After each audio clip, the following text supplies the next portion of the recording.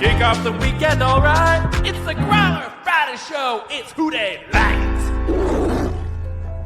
All right, welcome into the latest edition of Who Dey Light. Paul Dehner Jr., Mark Chalafu here with you. Excited to be here on a beautiful weekend. Monday Night Football is coming your way. What a weekend it is going to be. Mark, how are we doing? I'm psyched. I'm psyched for the start of the real season now that everyone's coming back in healthier, and finally I'm looking forward to this Monday night game being like the rebirth of the season for the Bengals. It has to be birthed at some point, right? So, yes. So maybe this will just be the birth, right? It's not really. They need to actually start it and start winning at some point, or it could be the death. So maybe it dies before it ever was born. That is not the Who Dey Light energy we need. No. What flag are you flying? Do you have a sad flag flying today? Is that what this is? No. Well, I don't know. Maybe it depends on your view as a fan of Ohio University sports. But it's a big day. OU versus Kentucky. Our good friend of the program, Richard Skinny from Local 12, big Kentucky football guy, feeling the rivalry this weekend. The wrath of the MAC, the wrath of the Bobcats will descend upon Lexington for potentially a big win, or at least hopefully they cover the 19.5. All right. Yeah, I like that. So you got the Bobcat flying? Got to. It's just you don't get to take on the SEC, or at least the bottom levels of the SEC very often. So here we come. Here come those cats. So it is kind of sad because if you're rooting for OU football to take on the SEC, you know how this ends. You're familiar with the sadness. So perhaps it is a little sad, but look, I'm here to support the alma mater all the way. Yeah, I guess if your Saturdays are wrapped up in Ohio U football, it's not the happiest way to spend your fall Saturdays for sure. It's not. It is not. It would have paid off more to go to Ohio State or something like that, but no. I would never trade Athens away, even for really solid football on Saturdays. No chance. No shot at that. Reminder, there is a PD&J up if you want to check that out. We go full. It's about an hour, and I don't know, it's an hour and a half, hour 15, where we go into every aspect of what's going on with the team this weekend. Hear from Ben Standig, who covers the Commanders for The Athletic. We dive into what's going on with them. All kinds of stuff up there if you want to take that in. So plenty of game talk up on the site too. Make sure you go check that out. You know what else needs to be checked out? You should know by now, but our big live show is coming on Monday, 4:00 down at BetMGM, Nation Kitchen and Bar at the Banks. Kenny Anderson is going to be our guest on Ring of Honor night, so bring in the Ring of Honor quarterback. Excited for Kenny to come join us. You can hear from him, ask him a couple of questions, cheers him with a couple of $3 Cincy Lights. We're going to be giving away a Jamar Chase jersey. We're going to be giving away the Joe cooler, the body armor cooler that we have. We're going to give away Bengals Super Bowl bets, bonus bets, Nation gift cards. Graders is going to be there handing out free graders. They're giving away a Growlers worthy shipper to somebody who comes down. So if you feel like Graders worthy shipper, if you feel like you are Graders worthy, then come on down and you can win one of those that will show up at your doorstep. The flag is flying down there. Big, massive day for the live event, 4:00 down there at BetMGM, Nation Kitchen and Bar. Y'all know it, right off the streetcar stop across from GABP. Can't miss it. Hope to see you down there. Yeah, these shows have been an absolute blast, and this sort of feels like we're taking it to the next level, right? Because we're going to have our cornhole game going. We're going to have a great guest. Graders is upping their game. We're really, firing on all cylinders at this point. It is not the rebirth of our live show. We've been in regular season form for a while, but it's definitely going to be the place to be. And, I'll probably be hanging out too after with some of the Growl Pals, hitting those $3 Cincy Lights. I've got nowhere to be right after the game, so it's going to be a good time. Growl Pal shirts coming your way at Cincy Shirts. Make sure you are checking that out. Cincy Shirts, go to the QR code right here above, and you can go into Cincy Shirts there. 10% off of everything you buy at Cincy Shirts. get you a Growl Pal shirt. Show up with a Growl Pal shirt. Let me tell you something. You're getting something you're going to like. If you show up with a Growl Pal shirt on Monday, trust me, you're going to be getting something that you're going to be happy about. I can just tell you that right now. Yeah, well, we love all the Growl Pals, but that is a way to go above and beyond. If you're one of the first ones to sport the merch and support it at the live show, like, yeah, we'll hook you up. It'll be worth your while. No question. All right. Favorite story of the week. What do you got? What do you got for this week? Well, I'm kind of looking at the first couple games here, and, it was such a thrill for most of that game, and for the Chiefs game to end the way that it did was a bummer. But to see Dejon Anthony get kind of lifted up by his teammates this week was inspiring, and see all that stuff. I love the storyline of, even Joseph Osai being one of those guys, right, that's lifting him up. As Bengals fans know, he's been in that position where he had a costly penalty against the Chiefs, cost them the game. And you can kind of look at that as the model of, he kind of put in his work to get past that and has progressed to this point where he is doing absolutely nothing with his opportunity. Why can he not help out Trey Hendrickson? So I hope Anthony, the lesson that he gets from this is like, yeah, you can move beyond this, but eventually you are going to have to contribute something to this team, Joseph Osai. What better moment than at the end of that game? This is your chance with Myles Murphy out. Like, come on. Trey Hendrickson needs some help. Yeah, he's had a lot to gain. His opportunities haven't been huge. He hasn't had a ton of them. He's certainly had some. But yeah, you would like to have feel like you've at least said his name at this point in what's a huge month for him before Myles Murphy returns. So yeah, a little disappointing. I agree with you. I thought the Dejon Anthony stuff was very cool, and him talking yesterday about, look, everybody's kind of been coming up and telling him their stories about how they screwed up early. We were talking to the walkout about even after the game, Sam Hubbard was reciting the game that he felt like he lost for the team in his rookie year, and still remembering those details clearly. You mentioned Osai telling him about what happened with him in Kansas City, and that's been a bunch of players. And he said Lou Anarumo came up to him right after the game and was telling him, like, you're all good. Don't you worry about anything. You're going to go make another play next week, and that's what we need you to do. So keep your head up. Like, we're with you. And I do. That's just cool. I just do think it's really cool to see. That's what it's supposed to be about. That's what teammates are supposed to do. And I'm glad, for Dejon, who's quite confident these days in himself, and that's part of the reason he was out there, that he could go make that play. So I thought that was really neat. I don't know, some of the other guys though that are going to contribute. Well, my thing just is like looking at these first couple weeks though, right? Is like what's real and what's not. That's what I'm trying to suss out as a fan watching the games, right? Because there's a lot of guys that had opportunities that are bigger now. With T. Higgins out the first couple weeks, everybody's been talking up Andre Iosivas. He's been great in the red zone, but he didn't really do a whole lot outside of those touchdown catches. And, this is kind of his chance to break out. Jamar's getting all the attention. On the flip side of that, Mike Gesicki looked great. Is this what we can expect from Gesicki and Eric All going forward? I kind of wanted to get your read on like what's real, what's not with some of these guys. Should we be hyped on these? So should I be down on Andre? Iosivas has been particularly interesting to me because you're right. I mean, he has 20 receptions and 6 of them have gone for touchdowns. That's something that Dan Pitcher said he stood up in front of the team and pointed out this week because he's like, that deserves credit. Yet at the same time, you have now 2 weeks in a row, there's been plays that have really changed the dynamic of the game that he was unable to make.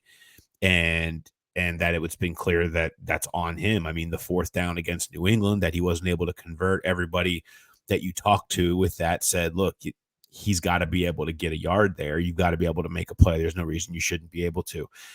And then you have the 2nd down throw where it was a touch behind him, but he's got to make that catch. It was a drop, and that was a true game changer. It's one that I keep going back to from that game is that play. And, that's one that T. Higgins makes in his sleep, and they hope T. Higgins will make awake on Monday night.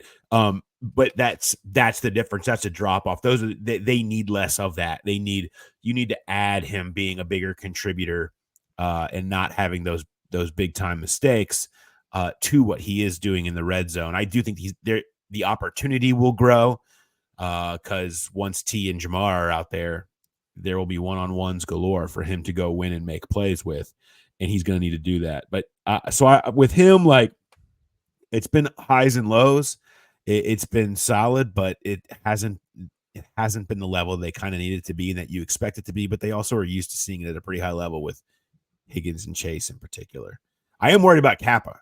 I was going to ask about him too, because some of those vets in positions that Sam Hubbard too is a guy like didn't really see a whole lot out of him, and those are two guys that have been with the team for a while that sort of made me think like, is Kappa going to be a problem here? Because he didn't look great.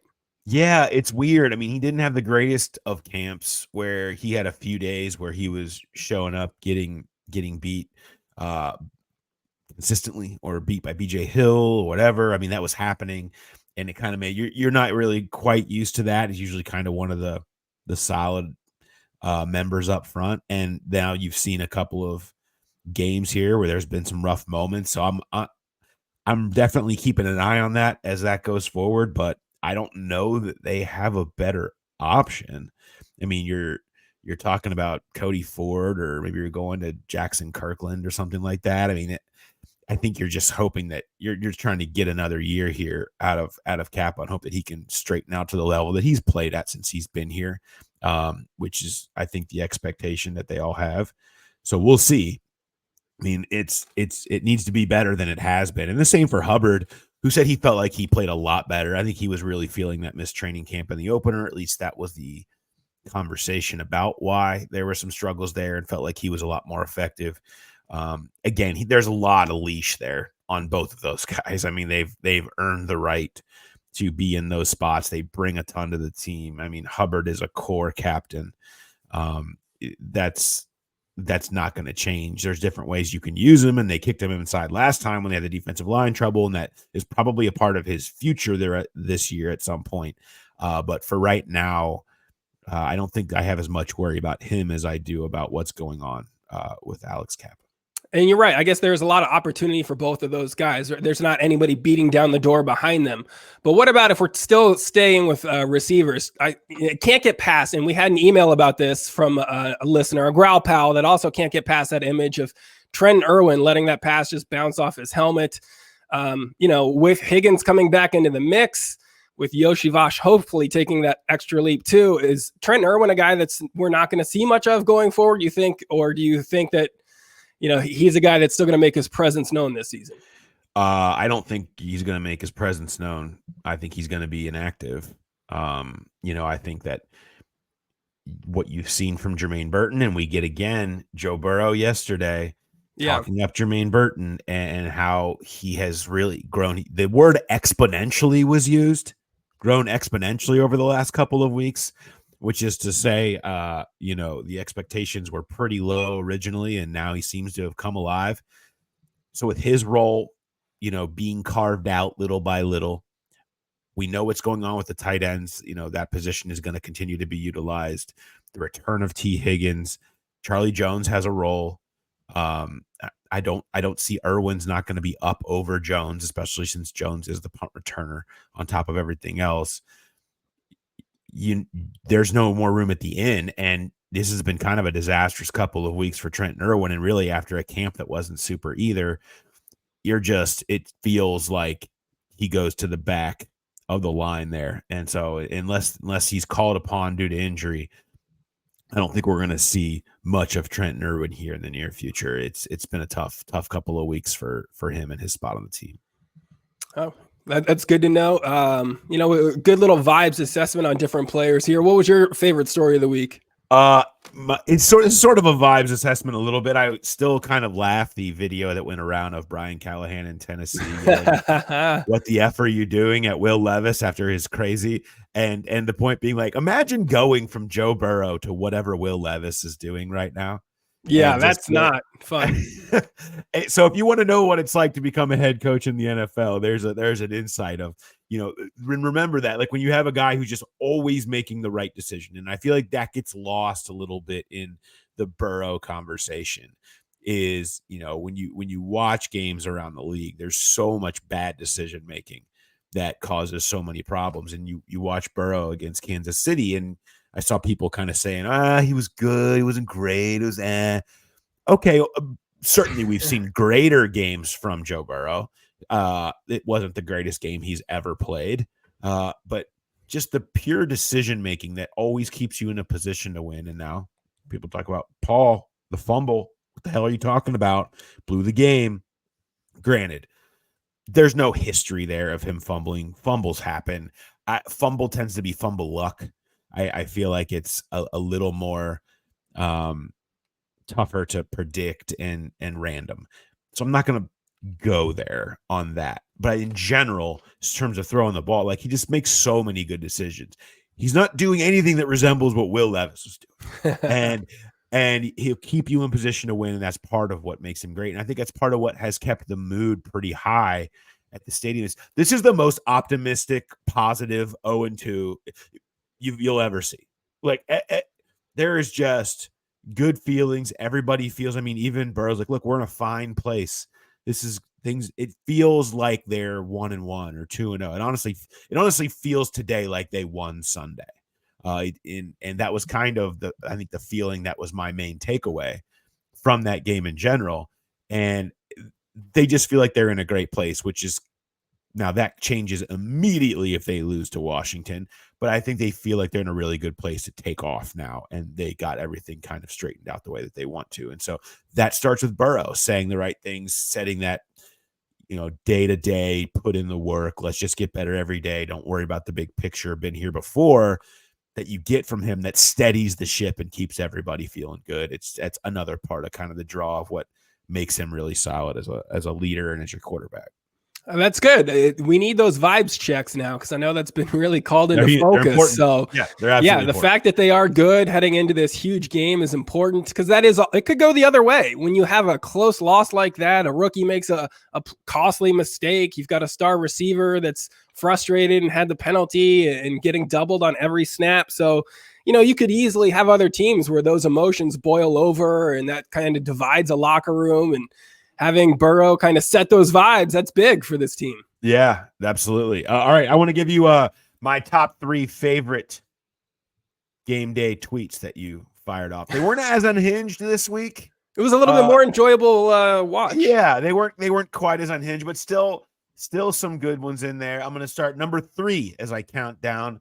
Was watching that Gesicki drop after the CTB pick is like Goofus and Gallant.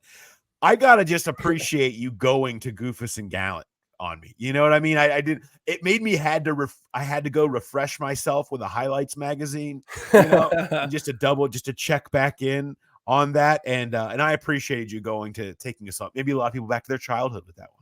Yeah, I spent a lot of time in doctor's offices as a young kid with allergies, so I was very accustomed to that. But am I wrong? Like, that was such a costly drop by Gesicki and such an incredible interception. And those two plays too close together, even in the same game, it's just too much. Yeah, they shouldn't be that close together. I agree with you on that one. All right, number 2. If I have anything Trey Hendrickson wants, he can have it.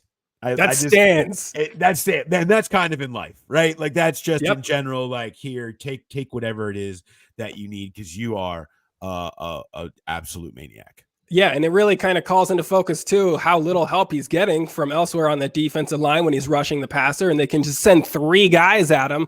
But man, what a game from him!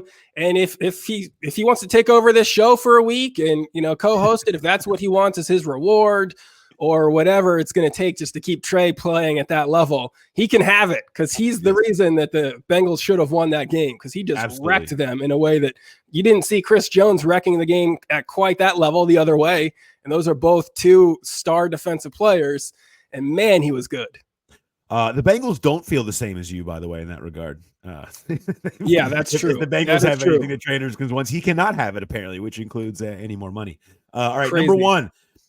It's 2024. There's a million ways to watch games. If anyone watched Pittsburgh, Denver instead of this, seek medical attention. Could there be a greater distance between quality of game than what was happening as Bengals? Really, because all those games were in the 1 o'clock window on Sunday. So you get this small group that are playing in that late Sunday window, and those two going head to head is just absolutely comical in terms of level of play. Yeah, my condolences to anyone that's fans of, either of those two teams, Denver or Pittsburgh. Even as a Bengals fan and getting the short end of the stick in that game, it was still another classic entry into that rivalry. It came down to the finish. It was an exciting game, big plays made by guys on both sides, and that was fun to watch at the end of the day. Like, even watching, I'm like, this is a fun fan experience. Like, I'm enjoying watching this game. And then I would look on my phone at Pittsburgh Denver. I was like, dang, that's a tough one. That is a tough game to watch. Who needs touchdowns? Hey, but if you like wins, Steelers fans would point out to you right now, if you're interested in wins, they do have 2 of those, and the Bengals have 0. We'll talk to me in a few weeks. We'll see where we're at. In terms of aesthetic appeal, though, there's no question, very, very different. All right, before we move on and get into some of your questions, we have to remind everybody about our guy, your guy, Growl Pal, Eric Stanyo, realtor to the stars, really, in Cincinnati. Come join the clan, yo. Look, I don't know if you know this, but 70% of homeowners in the U.S. have at least 50% equity in their homes. As the market shifts, homes are sitting longer. Buyers are starting to gain more leverage. If you've been thinking about selling, now's the time to make smart moves. Get the most from your equity. One reason many homeowners are holding back is because interest rates are higher than they were just a few years ago. But the good news is we've seen some recent drops. It's making it easier for sellers to trade up from their current rate without losing out. At Team Stanyo, they're there to help you navigate this market, find the best strategies to make your move. Expert guidance. Subscribe to the YouTube channel over at Team Stanyo. Email directly to info@teamstanyo.com. That's SZTANYO. Join the Stanyo clan, yo. Maximize your equity. Make the most of your next home. And talk Bengals, because you're going to get that because he's one of us, one of our Growl Pals. So support.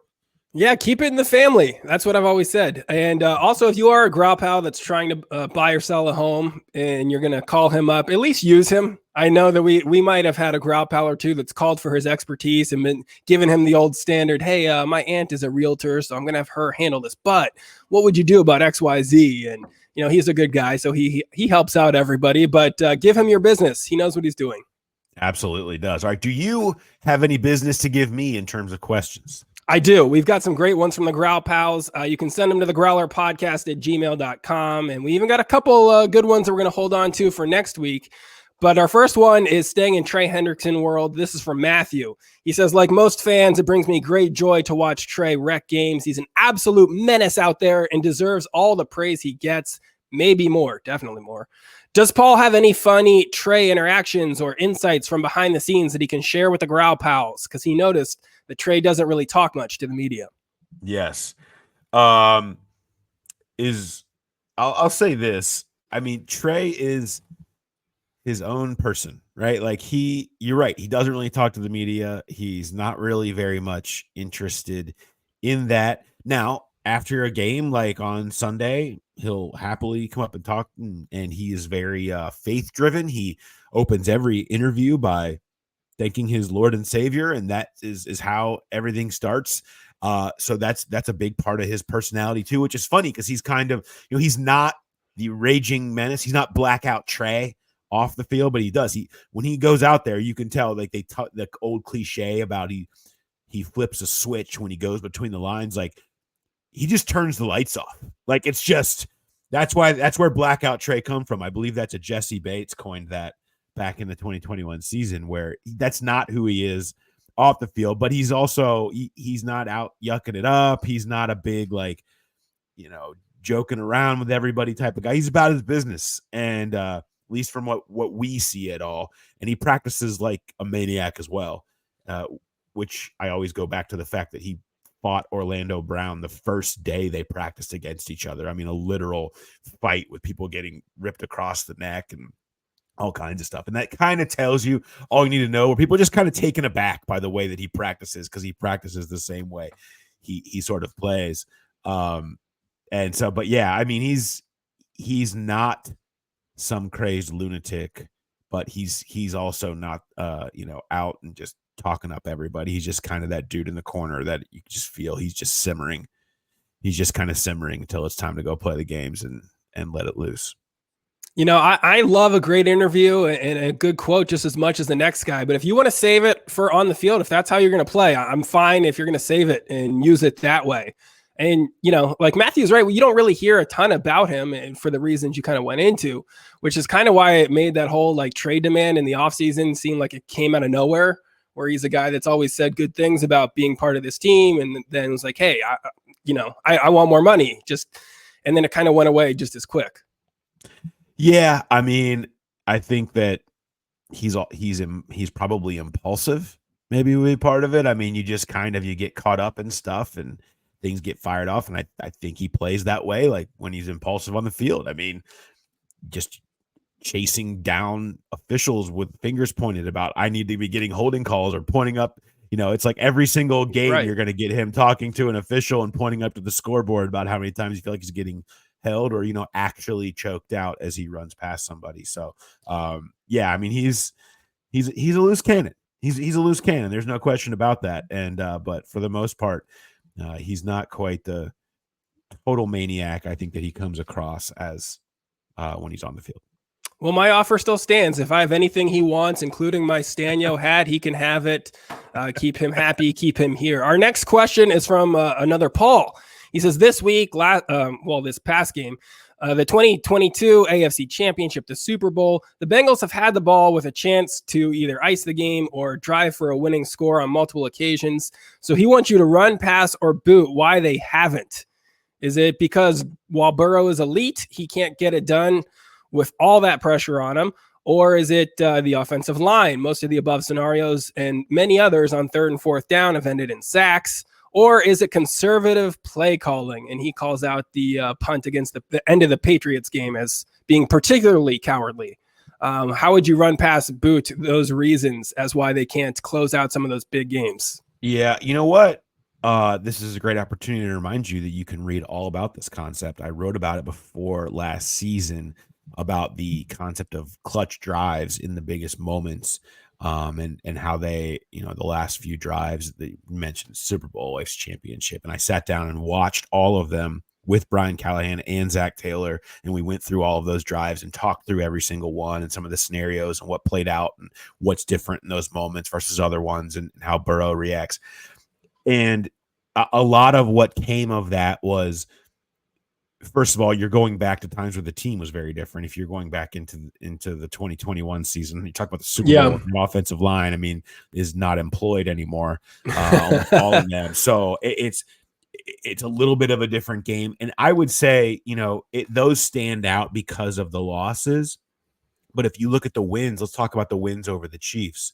Think about them. I mean, in 2021, you had the long drive where they go all the way down and they even go for it on 4th down to try to get the win and eventually convert and win the game on a field goal as time runs out. I mean, that's an offensive drive where they finished. You talk about the other win at Paycor. They drive down and Burrow on 3rd and 12. I think one of his most underrated, impressive throws is his career. Hits T. Higgins over the middle, holding the ball to the last beat to put the game away and go into the victory position. The AFC Championship game in 2021, I mean, there's the interception is it, but they had to go drive down after that. They drive down and they get in position for Evan McPherson to kick a field goal and win the game. They made the plays they need to. The Tennessee game in the playoffs that year, the turnover, but they had to get in the field goal range. The bench route to Jamar Chase, they had to have it with one play. They made it happen. Like, this is littered throughout Joe Burrow's career. The losses in some games that end like they did this past week certainly stand out. That trend is noted. Like I said, I wrote extensively about it, but I think there's the other side is that you forget about all the times that they've been clutch and putting games away because they fall away and you just say, oh, another win. In general, if you just look at as a whole, he's been quite clutch in his career. And so there's some high profile misses and those are always going to be a part of it until they're not, until he's on the stage holding a Lombardi.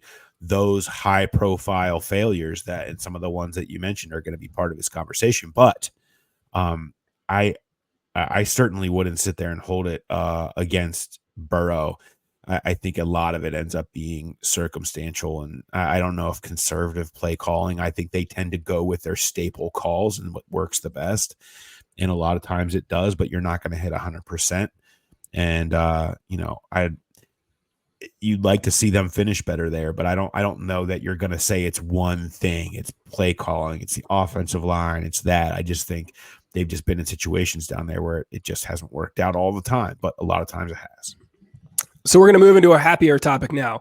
Yeah. If there was a Hall of Fame for Growl Pals, Natasha B would be there. She is coming into the game for Monday Night Football, coming to Cincinnati for the first time. So she wants to know, A, what would you do pregame besides being at Nation Kitchen from 4 p.m. to 5 p.m. for our live show? What are the best experiences she should dive into Monday or the days prior? What are her what should be on her Cincy must-do list? So what do you think she's got to do? I got to feel like on game day, I keep saying I think the streetcar is a cool thing to do on game day. You can park a little bit farther away, take the streetcar down to the banks, you pop into the live show, go down and walk Smale Park up, and then take that up into the madness, whether it's tailgates that you want to go to or whatever. But Smale Park's awesome. It's totally underrated. It's not talked about enough. And there's all kinds of stuff going on down in that park that you can walk down through there on the way in before you go to the game on game day. Pick your tailgate, find your friends. I'm sure you have plenty. You're a legend. Natasha's a legend in our community. So I assume everyone would welcome her in with open arms. And go down. You can, if you want to do streetcar stuff, start at Rheingeist, which is always a cool spot. If you're not from here to see before you come into town and enjoy kind of a little Rheingeist situation. They're great. I mean, Reds games, if you have a chance to go to one, are always fun if you're here for the weekend. You want to pop into one of those. I'm a big 50 West Mad Tree guy. I think we have some of the best, most fun breweries that you'll find anywhere. If you're into such things and you want to do a little brewery tour, those would be two that would certainly be near the top of my list. I think it's a good smattering of some Cincinnati local. Yeah, she's here for 4 days in Cincy for the first time. So, hopefully if she's at our show, there are people giving her other tips and things at other recs. She could hit up on, the day before. If you want to hit up the Kings Island on Sunday, they're back open for their fall stuff. That's a fun time usually. Or the zoo is popular with a lot of out-of-towners. That's another good way if you're trying to fill those 4 days with Cincinnati-ish activities. Yeah, Fountain Square. There's the Graders down there. Go check out the the scenes and the sights down there. Plenty of great restaurants if you want to go on around town. All right, so now we're gonna go back down into bad vibes. So we had some good vibes there with Natasha B. So it's just not all sunshine with our Growl Pals. This is from Bill, but we also got a similar email from Lee in Ireland, where they're just not. They're down.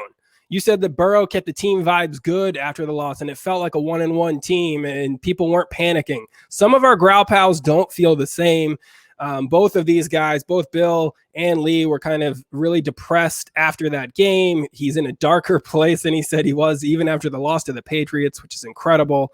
Some of these people are taking it out on their families, maybe not physically, but just with their sour demeanor after the games, and it's sort of dragging down their entire life. So, he's hoping for a Super Bowl in his lifetime. Grandpas have passed and parents are now in their late 60s. I mean, that happens. It's not the Bengals' fault that, time moves on. But with this loss and the chances of being ahead of Kansas City in seeding are almost zero, as they're 2.5 games now behind in the standings. The way he sees it, would have to go 13-2 to even sniff being ahead of the Chiefs. Tough to swallow that the chances of a Super Bowl run are already so low and the season has barely started. Please tell me it will be okay, or share in my misery. I don't understand why we have to be ahead of the Chiefs for there to be a Super Bowl run. You don't have to be the 1 seed, No, you don't. You just got to get in and then win when you get there. That's all. And they proved they are still that team that can go in there and beat the Chiefs. I think if you polled Chiefs fans walking out of there, they don't feel any better about the idea that if January comes around and the Bengals are coming to town, that they feel confident going into that game, or at least not as confident as they would against any other team in the AFC. That still exists, and that was, I thought, affirmed by what went down at Arrowhead on Sunday, win or loss. And so that matters. Okay, if that's what it has to be, that's what it has to be. I don't think there's a reason for misery. Talk to me on the walkout on Monday night and Tuesday morning. Again, you lose to the Commanders and you've lost to the Patriots and the Commanders. Forget it, man. Like, darkest timeline is here. But I'm just saying, like, you're in a good place. They're in a good place to go on a run. They have a bunch of beatable teams in front of them. They played well against Kansas City. They're getting healthy. T. Higgins looks like he's going to be back this week. Amarius Mims is getting better. Burrow looks good. Like, all the things you need for them to be the team that they appear to be are right there. You just got to trust that in time they're going to win plenty of those games. If they continue to play at the level that they did against Kansas City, they're going to win far more than they lose, and they'll be there and have a chance to either go back to Kansas City or make their run. So it's 2 games. There's 15 more left. Yeah, the vibes have to still be good. The vibe. We'll be partying on Monday. The vibes are still high. And I think it's also important to remember some of these questions that we had before the season even started have started to play out a little bit, and we have some answers. There was questions on if Burrow would be back to his old self, and he looked a lot better against the Chiefs. There were questions about Dax Hill and if he could handle that move to corner, and he's been pretty solid there so far. That seems to have been working out. Yeah. Now, the run defense, sure, has got some issues there to get worked out, but there are some positive things to build on here. There are still some good vibes. And also, after these first 2 weeks, the AFC North looks a little bit more manageable than maybe we thought coming into the season. The Browns have looked awful. The Ravens have some serious questions on that roster. And even if Pittsburgh's played a little bit better than maybe you expected, all of a sudden, it just doesn't seem as tough, right? Like, you look at this team and you think like they could win any game that they have on their schedule. I'm not saying they'll win all of them, but they could win most of these games. Yeah, they're right. I mean, we did the AFC North whip around, and me and the other 3 guys from the North teams, and one of the questions was, essentially, who do you think is the favorite in the division? Who between the Bengals and the Ravens has the best chance at 0-2 and to come out of it? And to me, I thought the Bengals are still the favorite because the schedule just lends itself to that. First of all, I mean, I don't think people realize enough. I mean, you have a ton of teams against some of the bottom levels of the league. And now we know what that means. Zilch, if you can't go out and beat them, like what happened with the Patriots, but it still sets itself up well to get you right back on track. And if you're right back in it here at the midway point, you have plenty of time to make your run and put your run together. The Ravens have a much harder path. I mean, the Ravens can't, it might be over before they get started because they've got to do Dallas and Buffalo the next 2 weeks, and they're already 0-2. I mean, they've got to pull themselves out, and not saying they won't, but I mean, I would still, if you were asking me to blindly pick today and put my straight up money down, I think you're putting it on the Bengals to win the North, regardless of the fact that they're 2 games back of Pittsburgh, who can't seem to score a touchdown, but still finds ways to win games. Like, that's not a sustainable model. And so that's where I would lean for sure, in terms of where it's at. Yeah, you're watching Joe Burrow play football. Like, you shouldn't be so depressed 2 games into the season. There's still a lot of optimism and hope ahead for Bengals fans. Yeah. This next question is from Brian, and this is a little bit about how you're changing the community out there, your effect on the broader world. He has become a flag guy, so he wants to know, do you use magnets at the bottom of your flags? My flag that I just bought always flips over and gets tangled. Look what you've done to people. You've made them flag people. So we've got that. We also had a second flag question come in from another flag newbie and, looking for some guidance. He wants to know, what's your take on installing a flagpole in the front yard versus wall mounted? So where do you come down on these 2 big flag issues?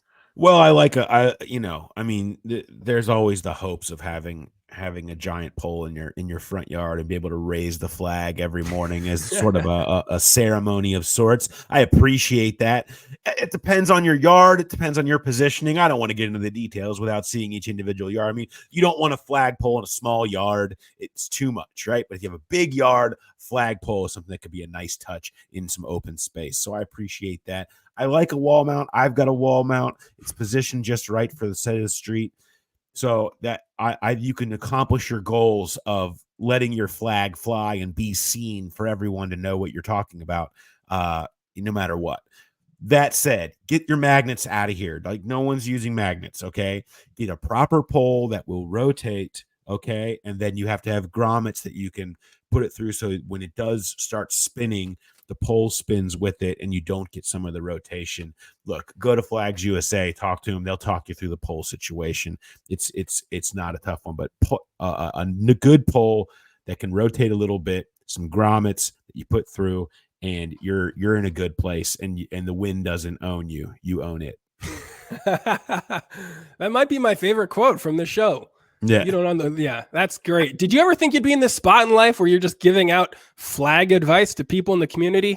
Hoped, yes. Thought, no. I mean, I never thought I would rise to this level, but I appreciate everybody that understands the glory that comes from letting your flag fly. And I just appreciate everybody that sends questions to the growler podcast at gmail.com. We appreciate all the growl pals.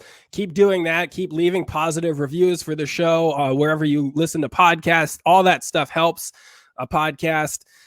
We also do have an ambush light question for you here. Are you ready for this ambush? One? Let's go. All right. He starts, and by the way, I do have to say, any ambush question that's going to come out and praise me, there is some praise for me in this one. So that is going to move you to the top of the list.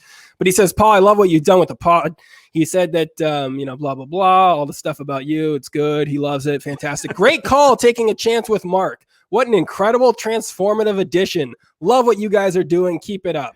That's my favorite part of the email. But there you go. He goes in further. He says he's a fellow bald and he wants a request for a segment or at least some recommendations on hats for bald guys.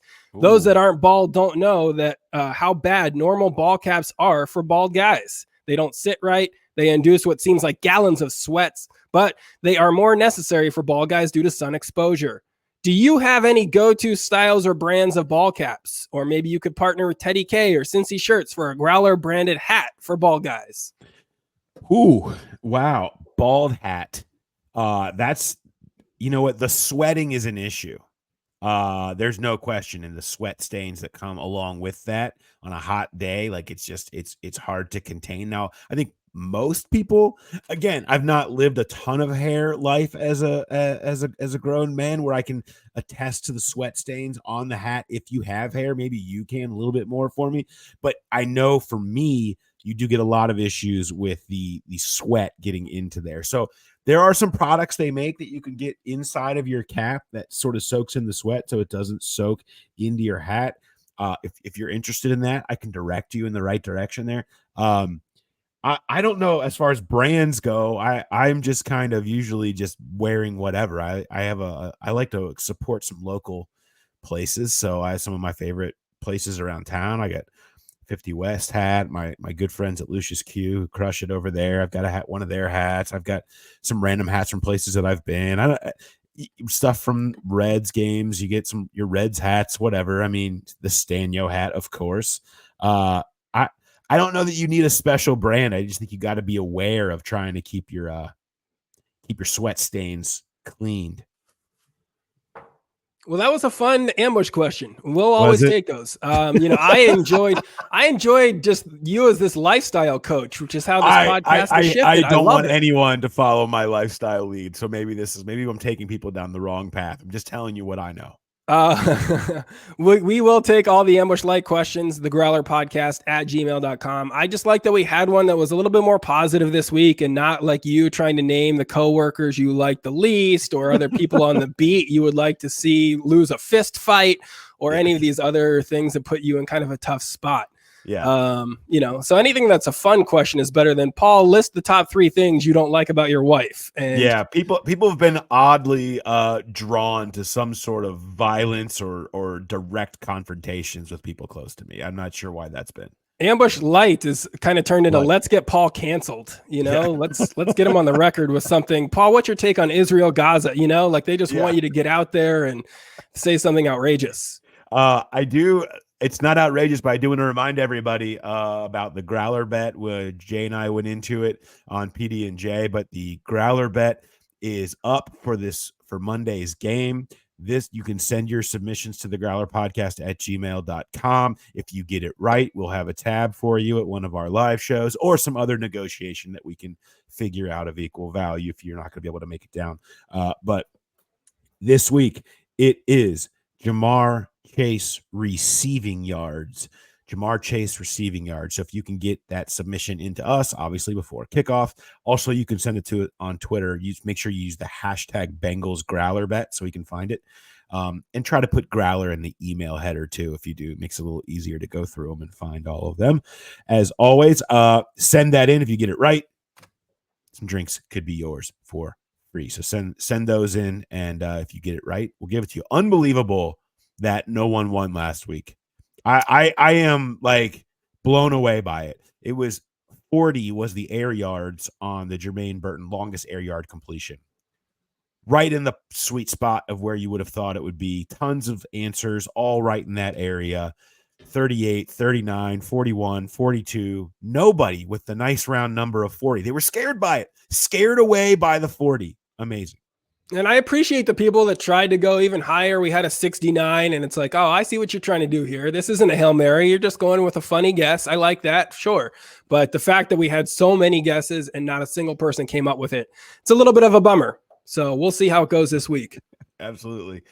Comedy Corner, what do you got? Where are you at? What are you doing? Oh, yeah, I am. I'll be in Vegas next week. So I'm trying to get a Growl Pal watch party going out there. We had somebody that does live out there. So we're going to meet up and watch that game together. So if any other Vegas Growl Pals out there, just shoot me a note. We'll get that game watch together. I will be at Commonwealth Sanctuary tomorrow, Sunday, for a 4 p.m. show. That's just across the river. So that'll be a clean one. I'm there with somebody from Nate Bargatze's podcast. So the two of us will be doing that on Sunday. And the next big local show that I have, October 19th at Dead Low Brewing. That's a big one. So get your tickets for that. Those are on sale. That's a great room. And then I will be in Atlanta on October 4th through 6th at the Punchline with our guy, Josh Sneed. And then in November, I'll be in Michigan and Virginia. As always, if you're a Growl Pal in any of those areas, you want a free ticket, hit me up and I'll get you on the pass list for that. Are you going That's what we do. Wearing one of Josh's Growl Pal Cincy shirts? Oh, maybe I should. That show. I feel like that'd be a nice thing to do, just to get people questioning you right from the beginning. Yeah, maybe I'll take those to Atlanta too. Get on stage with that, and just spread the gospel of the Growl Pals out there. It'll be like when I was at the St. Louis Funny Bone, and we had 4 people like dressed head to toe in Bengals gear, and then a lot of confused audience members when I mentioned the podcast, and they're like, "Yeah," and everyone else is like, "What? This guy's got a podcast?" But yeah, I love a podcast. Which, by the way, it is amazing. And those that follow Jay and I know this, that we love Survivor and watch Survivor. But it is unbelievable that on Survivor this year, there are like 7 of the 18 contestants are podcast hosts. And wow. 2 of them cover AFC teams, like are sports reporters. What? Like, yes, there is a Titans reporter and a Ravens reporter. Now they're different. Like there's like a radio guy and another guy I think is an actual writer. They're younger, and there's podcast hosts and NFL writers. This is as close as it's come to me and Jay maybe being on Survivor. Yeah, you should feel like it's a personal snub then if they're going to go to football media people and skip over you two. I know. I've never felt more seen or more drawn to like, maybe we should just do a Survivor show at this point and just we only break down the mindset of the writers that cover the AFC that are on Survivor and just focus on that solely, or people's podcasts being a part of them being on the show. It's honestly mind-blowing that it's come to this. I've never felt more like we just need to be a part of it. Why? I mean, a radio guy on Survivor sounds like bad news because radio guys are not in good health. I don't know that they could survive a walk through a park. He's young. He hasn't gone down the bad life yet of being a true radio guy. No, he seemed very young and fit. All right. Well, that's rare for the radio world. I even remember from the Ohio U days when, the radio kids were always the least athletic of the bunch. And I was concerned for their future and well-being. So I don't know if that Survivor for most radio people would be something that they probably don't even survive the show. Maybe that'd be the next wave of Survivor, is just a bunch of radio people having to work out every day and who could actually make it. Yes. And the winner gets to keep their job in the declining industry. the cutthroat world of radio, and they just turn it into some sort of serial program that they listen to. Do you have any dad life, Mark? I do. I've got a general complaint. Well, I've got two. I'll go with the softer one for today. So every generation, is supposed to knock on the one that comes after it, and we don't understand their music. We don't understand their shows, and I'm trying so hard not to be that guy. Yeah. But my daughters have gotten into Roblox a little bit, and they're playing games that just don't make sense to me. Like if you've got a little bit of gaming time, use it productively, play something that rules, play something that's fun. I grew up playing, Xbox, and I'll still mess around with the Xbox a little bit, but they're playing just the dumbest games. My daughters have spent, a half hour playing a game where you just wait in line for a bathroom. I'm like, what is this? And they're like, it's called bathroom line. I'm like, what do? You wait in line for the bathroom. I'm like, okay, well, what happens when you get to the bathroom? They're like, oh, you go to the back of the line. I'm like, how is this a game? They're like, oh, you get to cut in front of people and stuff. I'm like, this isn't fun. You're baiting me. This feels like you're just trolling me to insult your games. Another time I had to take away the tablet from one of the kids to get them to do their homework. And it was really tough. I'm like, what are you even playing on there? She was playing a game called School. I couldn't get her to do homework because she was playing a game called School on Roblox. And it's just like the dumbest stuff. And I can't believe that that's how kids are using their free time. You're like, look, here, come over with me. Let's play Call of Duty, and I'll show you what you really need to be, doing with your video entertainment style. Okay, quit doing this bathroom line stuff and pick up. Here's Red Dead Redemption 2. Let's play that instead. It's you can see all the animals and pet the horses and shoot up the town if you want. It's a way more fun game. Yeah, no, I mean. Were you a GoldenEye person? Oh yeah, of course. GoldenEye was awesome. GoldenEye was incredible. I've never been into like first person shooter games. I've always was like a sports game guy. Yeah, I did a lot of sports games. But like GoldenEye, it hit right in my sweet spot at OU, but because we had GoldenEye like dorm tournaments, and I was like, okay, this is pretty sick, right? Like that's the type of games that we need our children raised on, landmines and knowing which corner to sneak around. Like, come on, Grand Theft Auto. I used to play. I've told this story before, but I used to play Grand Theft Auto way too much when I was in college, as probably many people have said that sentence before. But I always found it was weird when you'd be playing it for like 2 or 3 hours and then have to go drive across campus and catch yourself driving like a lunatic and not caring about people crossing the street or anything, and be like, whoa. Yeah, I gotta reprogram myself that I am not currently playing Grand Theft Auto and not drive like this when I go across campus. So what you're saying is I need to pay close attention to how my daughters act in line for the bathroom, since that can really affect your mentality. It can really bleed over into real life. Exactly. What's going on in your world? I had a bit of a guilty conscience story that unfolded this week. We went down to Hyde Park Square, went to Grader's, got some ice cream, and we were hanging out in the little middle area. If you've ever been in Hyde Park, where there's the benches in there, there's a big fountain, there's all kinds of stuff and room to hang out. So we eat the ice cream with the girls, and they're done. My wife and I are sitting on the bench and finishing ours, and they go over and they're playing over near the fountain and stuff. And there's a water fountain there. They're drinking out of. One is for dogs, so they like messing with the one that's low, standard kid stuff. And all of a sudden they're playing like sitting on the edge of the fountain.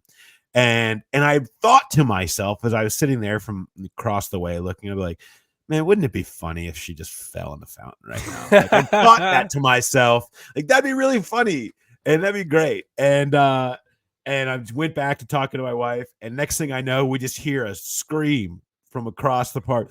He did, like, seconds later, fell into the fountain, full like going for a swim style. My youngest whoosh all the way in. I look over, she's just standing there, covered head to toe, like she just got out of like swimming laps, and just soaked in her whole and crying. And we go over there, and once we got through okay, you're okay.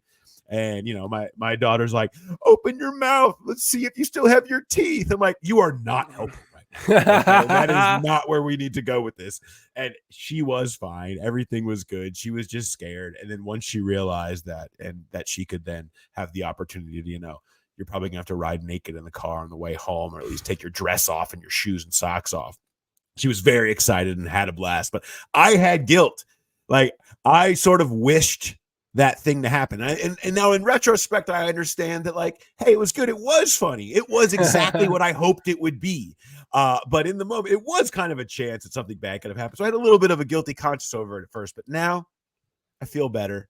And I feel like it was the right thing to wish. Before you had that thought, did you throw a penny into that fountain? Because it seems like your wish came true immediately. And if you hold this kind of power, I'm glad you got some enjoyment out of a little gag, but you could have used that power in a lot of different ways.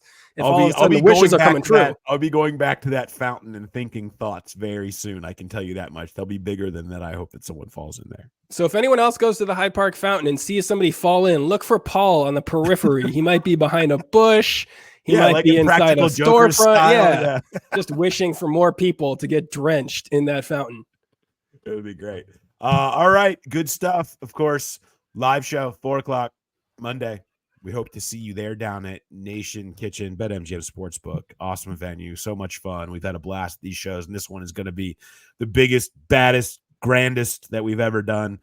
So come on down and win some stuff, drink some cheap beer before you go down into the madness of the game. We look forward to seeing you there, and maybe you'll be the one to win the Jamar Chase jersey. I don't know. We'll see. Either way, hope to see you there, and then listen for the walkout presented by Cincy Shirts after that. After the game, that'll be waiting on you Tuesday morning, so make sure you check it all out. And, of course, we'll be back on our normal schedule next week, back into the Friday hole as the Bengals prepare to go to Carolina after that. So, all right, thanks, everybody, for listening. We will talk to you next time. Have a good one, everybody.